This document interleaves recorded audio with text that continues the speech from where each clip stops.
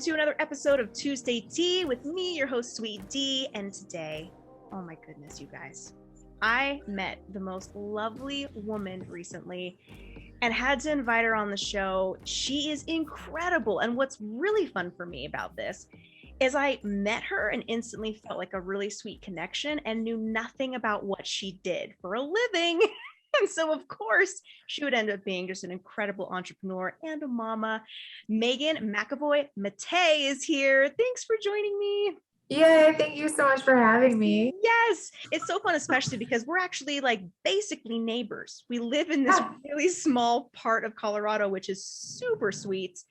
And it's nice to be able to chat with you about being a mama in this area, because we're out here. Like, for those of you who don't know, we're out here. Yeah. When we just got here, a month and a half, almost 2 months ago. And I've already told my husband, I'm like, I already have friends. Because when you move to a remote place in the mountains, it can feel like, am I gonna make friends? That's always a big question. And so it's like, I already have friends. Yay. And you're originally from Massachusetts? Is that right? Yeah. What was the draw to Colorado? So you're originally from California, right? So I thought I was going to move to San Francisco forever. Oh. And yeah, I had been dating this rock star who lived in San Francisco, and I thought I was going to be the rock star's wife and move to San Francisco. And thank God that didn't happen. But I did not want to stay in Massachusetts. That was not going to be the long-term thing. And then I met my husband, and he tried to get a job in San Francisco because we both love the city. I mean, it's a cool city, right?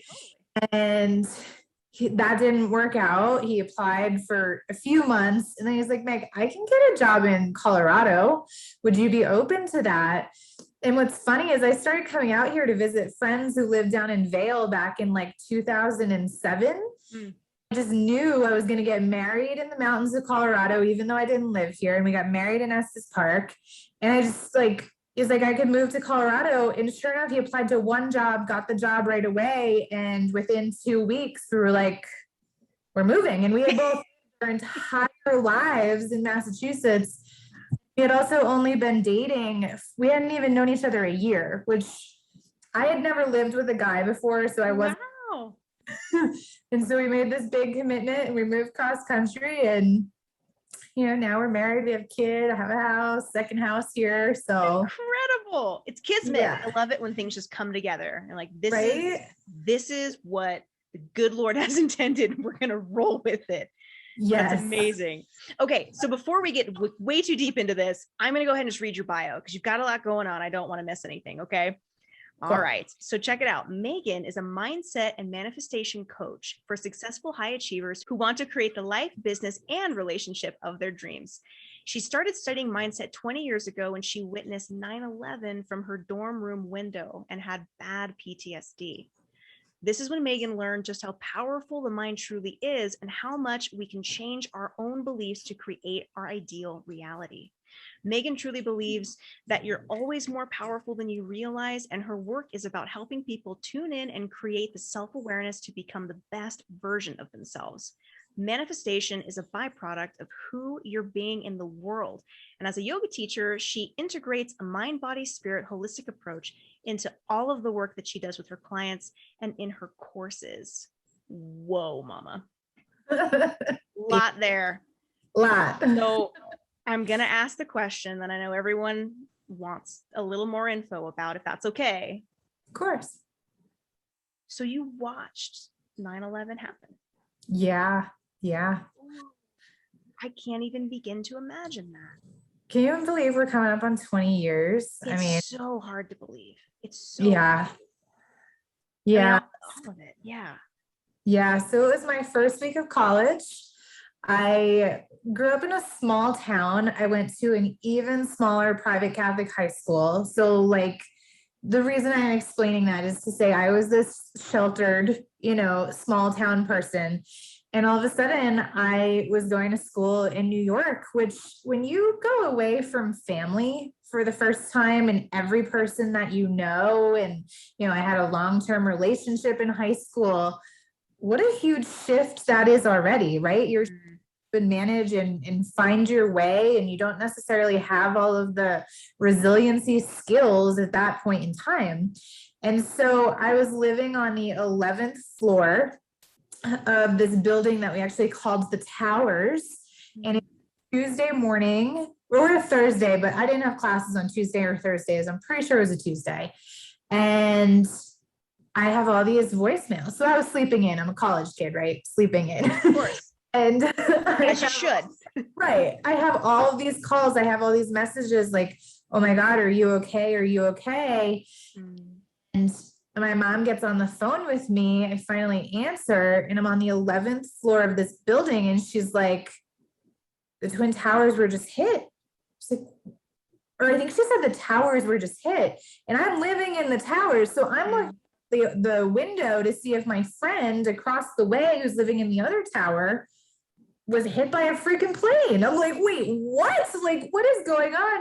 And she goes, look up, and the view from my dorm room window was the Twin Towers. And there, there it was. Just watching that play out was just, unbelievable. And you'd have low flying planes everywhere. Like, they weren't supposed to be flying planes. In New York, they still were, because they had security and stuff like that. And so just my anxiety and the PTSD, and then you don't know if another plane is coming.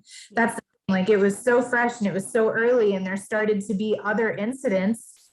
And so you're watching the news and you're like, cool, I'm on the 11th floor of a building. Like, where am I supposed to go? It's not like I can go home. I don't have family. Like, and so, yeah, I had pretty bad PTSD to the point where I would, go to fall asleep at night and I would scare myself awake. Like, I would feel like I was falling, and not in that cozy, like, oh, I'm falling asleep. This is wow, I feel like maybe I'm falling from a building.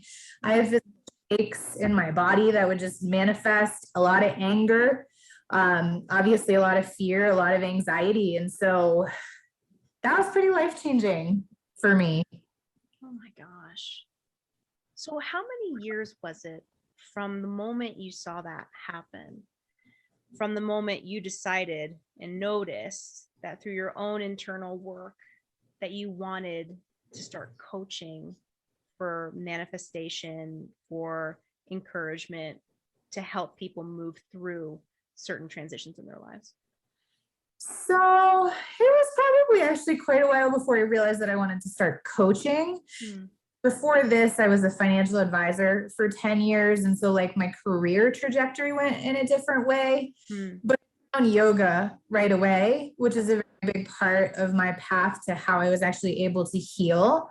And knowing that, as far as like having that a modality in my back pocket, I got my yoga teacher training in 2014, I guess. And then I sold my financial advisor business in 2015. So it wasn't like an immediate jump or anything like that. So like, here's my purpose. It was more of I had a lot of healing that I needed to do. And the thing with mindset work, at least for me and a lot of people I work with, is once you start learning the process of healing yourself, you see that there's a lot of different things about yourself that you can heal and shift and change too. And so it was really kind of that journey. And then I hired my first coach in 2008 when I started my first business. And so I guess if I were to take a step back and be really honest with myself, it'd be 2008. So I graduated in 2005. And once I felt the power myself of coaching, not only having like healed myself from PTSD and like done the work of yoga and going inward, but then also seeing how much a coach could impact and change my life. But I stayed in that business. I mean, that was definitely something. I stayed in my financial advisor business for way too long.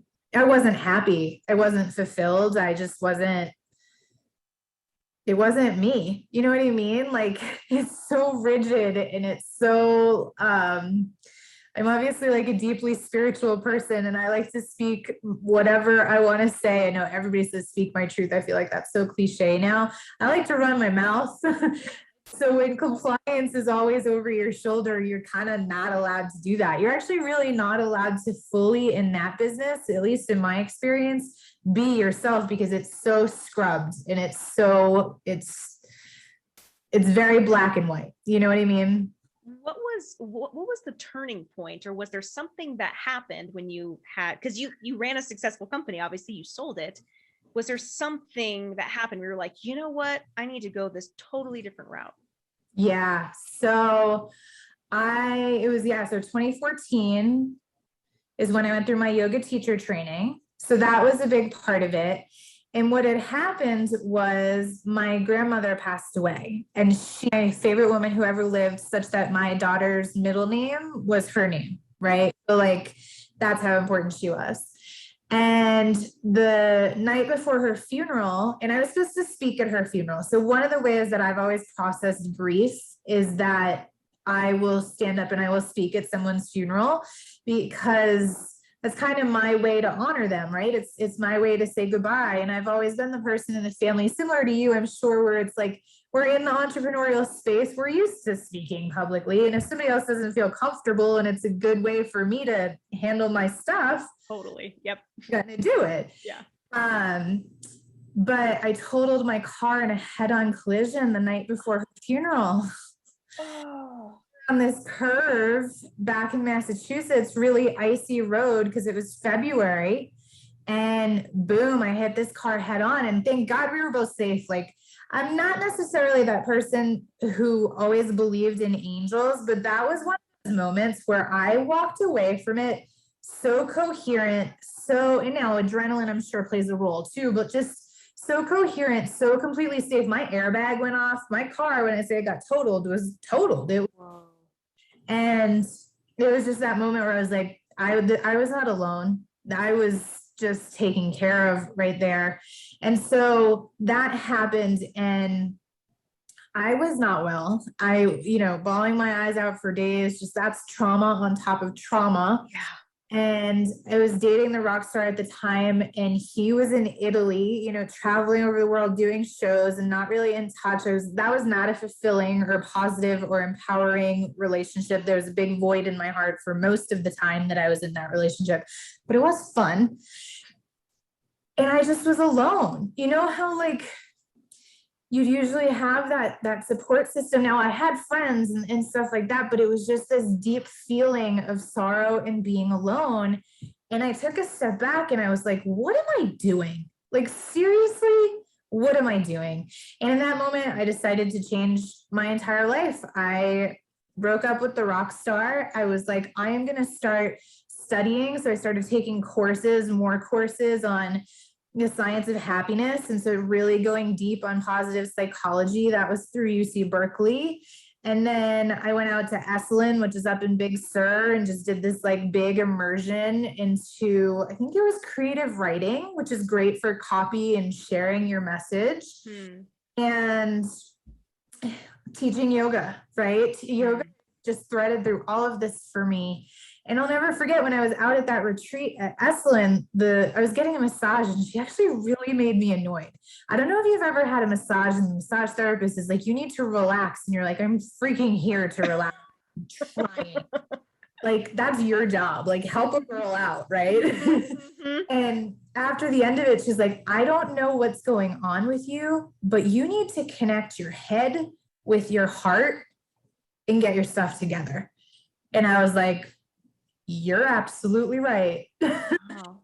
And that was it. I mean, I didn't sell the business right away. I started planning, and I took other courses on the science of stress management and resilience, which is a big part of what I coach too. And in my courses of what do we do? Like, this past year, you're a mom. For me, having gone through postpartum during 2020, I look at that stuff that I learned, and man, I took my own courses because I needed them, because it was the foundational basics of, I need to go back to basics, because I a lot of times wasn't well. Like, you start to have these intrusive thoughts. You start to be like, is life worth living? And so really that whole process of seeing how valuable that work was of, resilience and happiness and positive psychology mixed with coaching and yoga and all of the things. Then I met my husband and was like, let's go. We're leaving. I'm selling the business. We're moving cross country. It was just a full change. Like, there's the channel. I changed it, You're really brave. There's a lot of people listening to this, I'm certain, that are like, I could never do that. Just uproot my life and just go for it. How do you get that courage? Where does that come from? Where does that deep resiliency step in? I was scared out of my mind. Don't pretend that I wasn't. I remember driving cross country with him and this guy that, a year we'd only known. Yeah. So first admitting that, I mean, that's a big part of like what I coach and what I teach. And like, that's just one of the things in my journaling course that I go so deep on, is that we can turn our fear into our power. And for me, what I've found is it's usually the things that I'm most afraid of that are really there, because fear is just an emotion, right? And no emotion is technically good or bad. Label them that way, because when we feel good and we feel happy, that feels good. But when we feel scared or when we feel sad, that feels bad. But really, like, those emotions as they stand are not good or bad. It's just how we assign them. All of them have a lesson and they have something to teach us. And fear, in my belief system, and facing it, and I don't deny my fear. I go head first into, let's go worst case scenario. What is the absolute worst thing that could happen? Probably not going to die, right? I already had that fear when I went to college the first week of school, that terrorists were going to come out of nowhere and kill me, right? I'm not worried about that. And so most of our fears that we have, we make them so big. The resilience stuff that I've studied, I'm grateful that I've studied that, because I for sure have an anxiety brain, right? I for sure have I've had depression, I've had anxiety. And so it's like, well, these are the monsters I know. At this point, once they're the monsters, you're like, am I really scared that you're under the bed, or am I just going to shine the light and then deal with it and realize I'm more powerful than I ever knew? That's really, really powerful. It's like you're running toward the fear versus hiding out. And I think I have a whole blog post about that. That's really, like run towards your fear, because that's significant. Because there's many of us, including myself, at times where I'm like, just hang out. I'm just going to binge watch some Netflix, and I'm just not going to deal with it. And then everything eventually implodes, and then we really have to deal with it. That's what I went through this last year. Like, I've really got to deal with some stuff. Similar to you, I was also in a car accident that was really like very life altering. I totally believe in guardian angels. Like, same, like, I'm very fortunate that I was able to walk away. But from something that I have recognized, and I'm sure this is something that you know all too well, it's like, when you're dealing with tragedy or trauma, and if you're able to really navigate through and get on the other side, because I believe there is another side, like you just gotta work it, right? We really do find our purpose. And it's so beautiful that, I mean, you said you went to Catholic school, right? So maybe you're still religious, believe in God, right? Okay. Yes. So for me, totally believe in God. And I just feel so fortunate to just know that I can, in fact, go after that purpose, live in my full potential, and that God's got my back. That's pretty cool. Yeah. Well, there's that whole piece of just always being supported, right? And just knowing that as fact. And I think it's either Proverbs or Psalms, I forget, but it talks about how wisdom is more profitable than gold.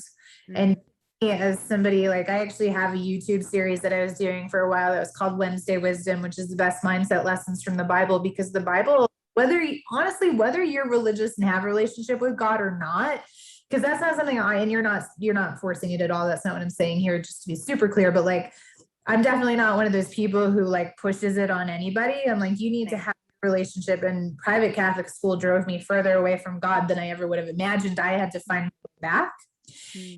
through actually studying the Bible versus like what religion and the church were saying and being like, okay, wait, let me make sense of this. And there's so much wisdom in there that when we look at that, wisdom is more profitable than gold. Wisdom is the most important thing that we have. And wisdom comes, like you said, from experience. From being like, when we get to the other side of this, not only can we find and deepen into our purpose, but I think we can also deepen into that sense of resolve and that sense of trusting ourselves and that sense too of trusting God, right? Like he'll take you through it. He'll take you to it. He'll take you through it. So I've come to learn that when I'm being tested or when I'm being challenged, it's not that I look forward to those things. Believe me, I'd rather hang out and let life always constantly be easy, but we're all going to have tests and we're all going to have challenges. And so what's the point in trying to avoid them? And so it's gotten to that point that when I come to those tests and those challenges, I now have a belief system, and I'd be interested to hear your thoughts on this too, is not only do we get to the other side of it, but it's going to be better over there because there's something that we need to learn. Yeah, I share a very similar viewpoint. I'm a firm believer in that everything happens for a reason and everything will come together, even when, certain situations just downright suck. There's no way around it. You got to go through it. You got to break down to break totally through. And there's always something very cool on the other side. And I'm very inspired by you and just in what you witnessed and being able now to help so many women push through and get through and to enjoy the other side, to find their purpose. And you have your own podcast that you actually just launched a couple weeks ago, right? Yes. Yeah. Stay open to the possibility. I love that. And I listened to your first episode. When it was over, I was like, no, more. I want more because you get going, girl. It's like, dang, I do. She knows so much. So yeah, if you're listening to this, be sure to subscribe to her podcast because it's fantastic. I saw that you posted another episode today, so I'm excited to go listen to that too. Yeah, that was all about manifesting love, and I probably share about how absolutely terrible I was. And it's funny because my mom is one of my number one fans, and I'm like, it's really great when she hears that I used to go on dates and get drunk in order to be on them and then hook up with people. That's really great that I'm the number one fan, but it is really great. You know what? Sometimes we got to just be real honest, real honest, because there's people listening from all over the world that just will connect with you, with me, whoever, in so many different ways. I'm big into just like spilling out the truth. Here it is, take it or leave it. You don't like it, you don't have to listen. Exactly. Yeah. And one of the things I'm manifesting with that podcast, it's, how manifestation works. You write what you want, and then it happens. And today I was like, my goal with this is I want to be changing and impacting lives. I don't even necessarily know it until somebody rolls in with some feedback or, just somehow it comes. You've been podcasting for a while, so I'm sure you've experienced this. And sure enough, right before we got on this podcast, this lady who I've never met before, I've never talked to in my life. She's like, I was just walking around the grocery store listening to your podcast on manifesting love. And I just want you to know how relatable it was and how much I took from it. And I am going to completely view love and relationships and how I get to create them totally different. And I just was like, this is the purpose piece, right? This is totally. This is what this is about for me. It's the ultimate. That's the greatest gift. You're putting out value, and in return, people are accepting it. It's purposeful content, and you have so much of it. And it's been so fun to follow you on Instagram too every day. So you're doing like a 30 days of reels. Is that what you're doing? I am. Did I even tell you that, or you just know? Oh, I've been watching, girl. Oh, you're so funny. Thank you. Yeah. I'm trying not to be too anal because it's not going to be 30 in 30 days, but I will do 30 days of reels. It's a lot of work. I'm really inspired by that. I'm like, wow, how is she thinking of all these things? It's a lot of work. It is a lot of work. It really is. Oh my gosh. But it's fun too. So good. So now before we jumped on and hit record, you mentioned that you have a couple of free gifts for our listeners. Is that right? Yes. So I have two.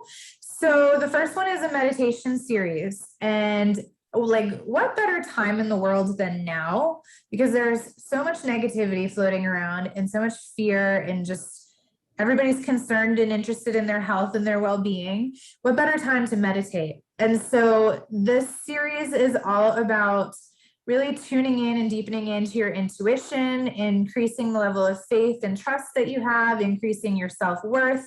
There is an abundance-driven one about being the wealthiest version of yourself. And so really for somebody who's an entrepreneur, somebody who is a successful, high-achieving type of individual, they would love those meditations because it's going to get mind, body, spirit all connected. You're going to be planting your seeds in your brain full of positive things that you want to be thinking about and beliefs about yourself. And then the other one is a journaling series. And so it is 7 days of journaling prompts to achieve unrealistic goals and dreams. And so each day you would get a 2 to 5 minute, they're short little audio journaling prompts.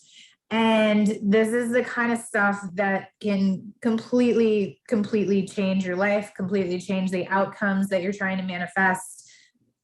It works. I mean, it's stuff that I use on a regular basis to go, hey, like we just sold our house. We got $100,000 over asking. We managed to manifest our new house, which was exactly what we're looking for. And this housing market is insane. And so on that and got our house that we bought for under asking price is magic. I mean, how it all worked out. And then the pregnancy, like divine timing, I talk about too, where, you know, we sold the last house on June 4th. We closed on this house on June 10th. I found I was pregnant on June 9th. We get to create that magic, right? How we want it to go. And that's the thing I always want to impart to people. It seems unrealistic. I remember when I was taking a swing at pulling all of this together, I was like, how am I going to do that? And then I just remembered that's not my job to figure that part out. It's my job to believe it and get it out of the way so that it can all come together and happen. Totally. And it really, from where I'm sitting, it seems like you're listening and accepting it. And it's not just like, you know, it's not like you're throwing up your hands and saying, I don't know what's going to happen. It's like, no, the manifestation piece, you're really living it. And it's really, really inspiring to watch you thrive and do what you do. So thanks. It's really awesome. Thank you. Yeah. So if you want to grab those incredible gifts, you can go to McAvoyMatte.com. And I'll also have the links in the show notes as well. And just a last question for you. What would you say to our listeners if they don't know where to start, if they're feeling really stuck and they're like, wow, this sounds amazing. I want to go on this manifestation journey. What's a little tidbit of advice you could offer if someone's feeling a little bit stuck in that? So it is really super in alignment with what the name of my podcast is and what the name of my book I'm writing is. But I think when everybody asks me what is the most important message that I could share, it is stay open to the possibility. And what I always like to say is, I don't care if you feel like you're face down in the mud and there is an elephant standing on your back, you can still rise. And even if you're not in that situation and things are going well, but you know, we can be crushing it and still feel stuck. That can happen, right? And it's just staying open to the possibility that things can get better, that tomorrow is a different day, that you can bounce back from the hardest things that you've ever experienced in your life. To stay open to the possibility of the fact that if you're looking for your purpose, I have a lot of people who work with me have been looking for their purpose and they want to define it. It's looking for you too, right? And that everything that you want still can happen. But the most important thing that I've ever found is that the only way that it will happen is if you do stay open to the possibility of that, because it can get so easy to turn ourselves off. Like I see this in love a lot, where people have had their heart broken. Or I guess in entrepreneurship, it happens too, where we fail, right? And I'm using air quotes to say that because there's no such thing. And we're like, well, I'm not going to do it, or I'm not going to date anymore. I'm not going to put myself out there. And we get closed off. And that's when the game is over. And so as long as you stay open to the possibility and you go, I can still do this. Even if I think I'm a screw up, even if I think I've failed, even though I've tried, or I'm face down in the mud and that elephant is on my back, none of that matters, because tomorrow is a different day. Very, very well said. On that note, it has been such a joy to have you on the show. And if people want to reach out to you or perhaps do some coaching with you, what's the best way for them to do that? Go to your website or Instagram? Those I think are perfect. Okay, great. Then I'll put links in the show notes. Thank you so much again. That is it for this week. I'll see you next time, guys. Bye. Thanks so much for watching. Be sure to like, subscribe, and ring that notification bell so that you never miss an episode. And if you'd like to connect with me directly, follow me on Instagram, where you'll get daily business tips and continued encouragement. See you there.